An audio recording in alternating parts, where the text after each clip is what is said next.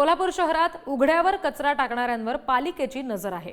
कचरा टाकताना दिसल्यास त्याच ठिकाणी तुमचा फोटो झळकणार आहे। कोल्हापूर शहरामध्ये 125 ठिकाणी नागरिक कचरा टाकतायत असं समोर आलेलं आहे। कचरा टाकणाऱ्यांवर लगाम लावण्यासाठी पालिकेने आता हा निर्णय घेतलाय।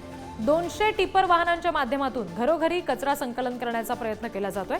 टिपर येत नसल्याचं कारण देत नागरिक उघड्यावर कचरा टाकतायत। कचरा टाकणाऱ्या ठिकाणी कर्मचारी तैनात केले जातील आणि थेट फोटो काढून ते झळकवले जातील असा इशारा आता पालिकेने दिलाय। आणखी तपशील घेऊया प्रतिनिधी शेखर पाटील यांच्याकडून। शेखर, पालिकेने आता थेट फोटो झळकवणार कचरा टाकताना दिसल्याचं असं म्हटलं गेलेलं आहे। कोल्हापूरकरांसाठी आता ही बाब फार महत्त्वाची आणि लक्षात घेण्यासारखी ठरेल असं म्हणताय।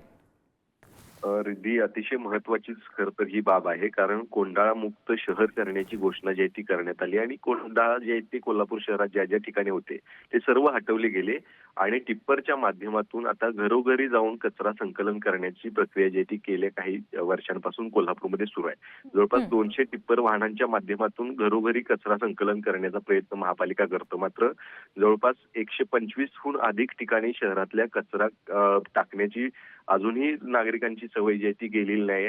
खरं तर अनेक नागरिकांनी ही देखील कारण दिलेलं आहे की आमच्या घरापर्यंत टिप्परच येत नाही, कचरा संकलन करण्यासाठी कर्मचारीच येत नाहीत, अशा पद्धतीची कारणं देखील काही नागरिक जे आहेत ते देतात।